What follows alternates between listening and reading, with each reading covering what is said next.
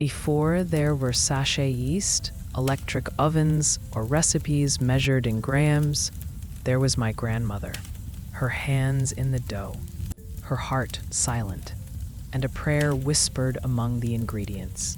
She made bread on a wood-burning stove with just 3 ingredients, but what came out of it nourished more than the body.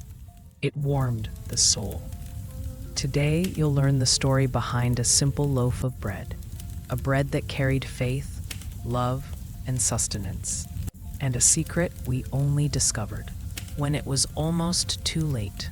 If this story reminds you of your childhood, of the smell of your grandmother's kitchen, or of a time when little was enough, like this video, subscribe to the Grandma's Diaries channel, and share it with those who still believe that love is placed on the table alongside the bread. Now close your eyes and smell the burning wood, the old oven, and the warm memory arriving. My grandmother didn't wear a watch. She could tell the time by the chickens, by the branches that cast shade in the yard, and by the smoke billowing from the stove. Back then, bread wasn't from the bakery. It was from home, from the backyard, from calloused hands and a patient soul. She made bread 3 times a week, always at dawn, while the sun was still a promise, and the silence of the kitchen allowed us to hear what mattered. I started by mixing the flour with a little warm water and a pinch of salt. That was it. No store-bought yeast. She used a piece of old dough, saved in a clean cloth from the previous batch. She called it the bread's root. "This is the beginning of everything," she said. "If you take good care of it, it grows beautifully. If you neglect it, it turns sour." But there was something else, something I only realized when I grew up. While she kneaded, she didn't speak. She just took deep breaths and murmured words softly. As a child, I thought she was counting the minutes. Later, I understood. She was asking for a blessing. For every grain of flour, for every drop of water, for every pinch of salt. Her bread rose slowly, no rush. She said the secret was to respect the dough's timing and God's timing. And when someone asked why her bread was so light, so soft, so fragrant, she responded with her eyes, because it was done with peace in her heart. Have you ever noticed how food made with love tastes different? As if it carries with it the feelings of the person who prepared it. My grandmother's wood-burning stove wasn't just a tool. It was an altar. It creaked when the door opened. It made creaking sounds that sounded like whispers. And it gave off a homey smell I've never encountered anywhere else. My grandmother would calmly start building the fire. She would gather dry wood, arrange the kindling. Fire needs trust. If you rush it too much, it smokes. If you take good care of it, it embraces. While the dough rested in a bowl covered with a clean cloth, the fire gained strength. The wood crackled slowly, as if marking the rhythm of the day. We knew it was bread day when the smell of firewood mixed with flour filled the yard. The chickens came closer. So did the grandchildren. She shaped the loaves with wet hands. No pan, no scale. She made them all the same size by eye, but each one carried a different feeling. One was for a neighbor who was sick. Another was for a grandson who was coming home from school. A smaller one was for a priest who came to pray at his friend's house. Each loaf of bread was a message without paper. We also talk to bread, she said. And it was true, because whoever ate that bread felt more than just the taste. They felt care. Before putting it in the oven, she made the sign of the cross with her finger over each loaf. It wasn't superstition. It was faith. God who takes, God who grows, God who feeds. And when the smell invaded the house, no one remained indifferent. It was as if the world stopped for a moment to hear the bread baking and remember that peace still existed.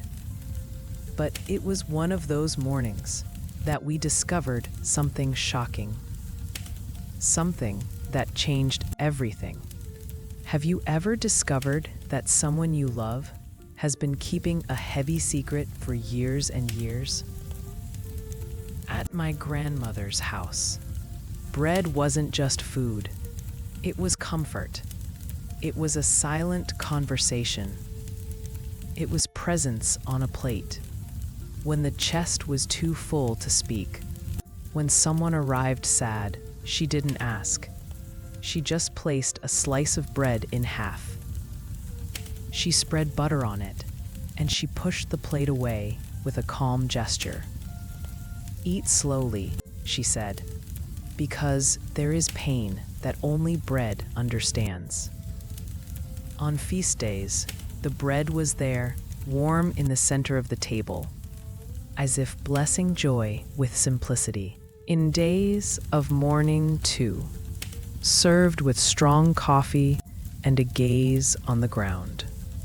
Silent, but full of memory. One day, my uncle lost his job. He arrived with heavy shoulders, without saying anything. My grandmother went to the kitchen. She opened the cloth and brought out the freshly baked bread. He cut it carefully. He divided it into 4, and he said, "Whoever shares the bread shares the burden, and no one carries the burden alone in this house." He cried while eating, and she stood by his side, without a word, but with everything said. In that house, Grandma's bread was called soul bread, because it didn't matter why. When his scent spread, it was as if the world righted itself a little, as if time took a deep breath, as if life said, "I'm here, it will pass." But it was during a harsh winter, when the entire town ran out of flour, that we discovered the truth about those 3 ingredients and what my grandmother did when she had nothing.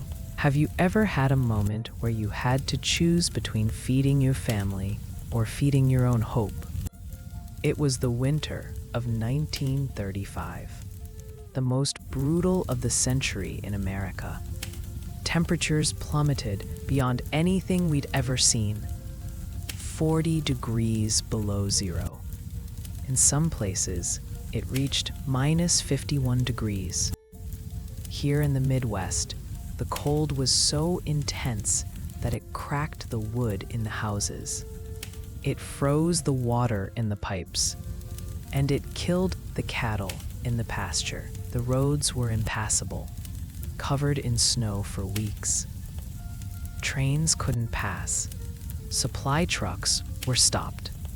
For 2 whole months, there was no flour at the grocery store. There was no bread at the bakery. There was almost nothing. Families began to go hungry. Children cried from the cold and hunger, and despair knocked on the door of every home. But at my grandmother's house, the smell of bread remained every single day, as if nothing had changed. And neighbors started to wonder, how could she make bread if she didn't have flour to buy? Until one day, my oldest uncle, curious and hungry, decided to investigate. He woke up in the middle of the night. he hid in the pantry and saw something he never forgot.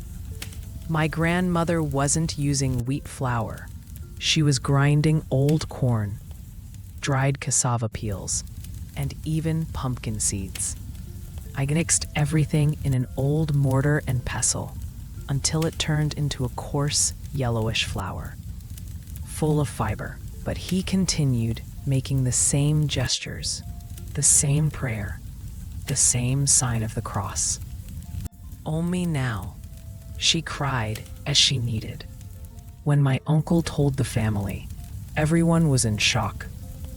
Why didn't she say she was in need? Why did she pretend she had flour? Why did she keep bread on the table if it cost so much sacrifice? The answer came the next day, when she gathered us in the kitchen, and she poured out her heart. Can you imagine the weight of being the only hope of an entire family? My grandmother sat in the rocking chair. Her hands were still dirty with improvised flour. Her eyes were red from crying so much in secret. And he began to speak in a voice I had never heard before, weak but determined.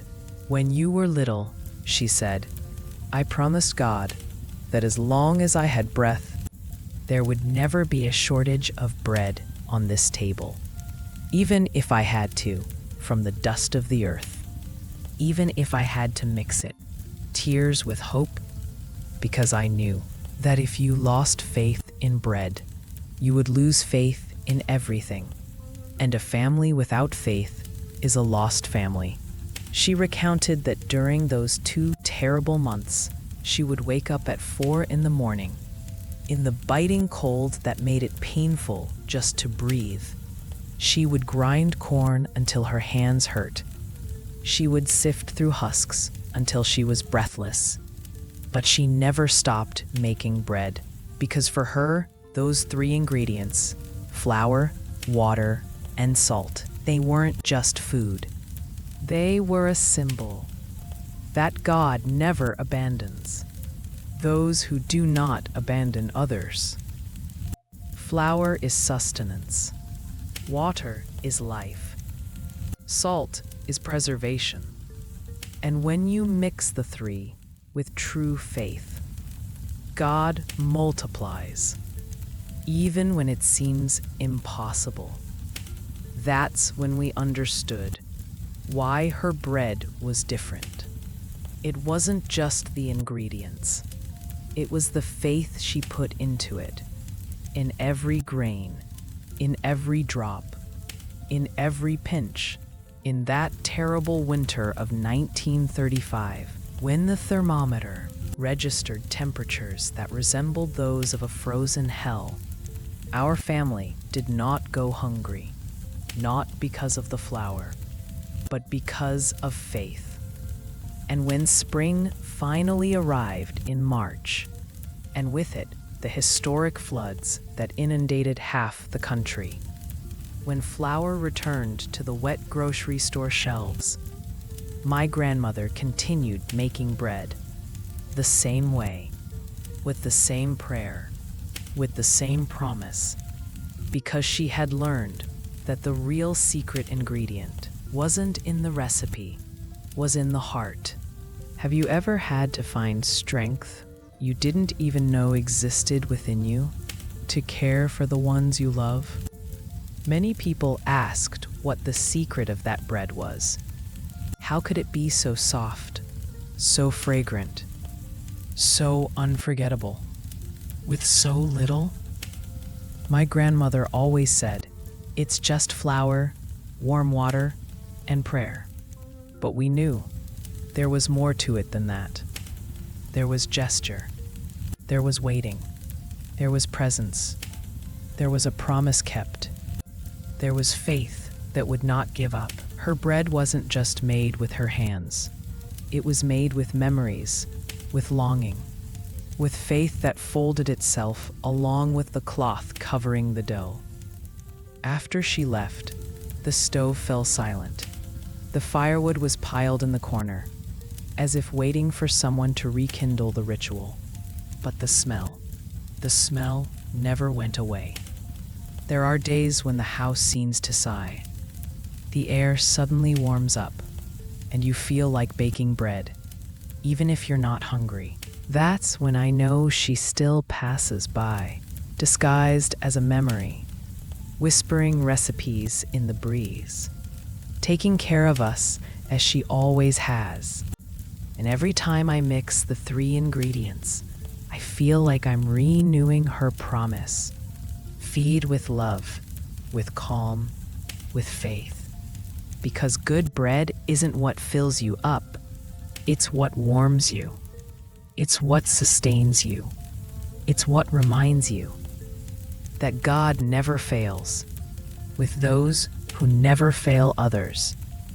If this bread reminded you of your childhood, of someone's kitchen who's already passed away, or of the scent that still lingers within you, like this video and subscribe to the Grandma's Diaries channel. And let us know in the comments, what is the strongest flavor of memory in your life? In the next episode, we'll learn the story of a woman who sewed clothes for 12 siblings, using thread, creativity, and faith that never wavered. Until then, may your bread never be lacking, and may your inner fire never go out.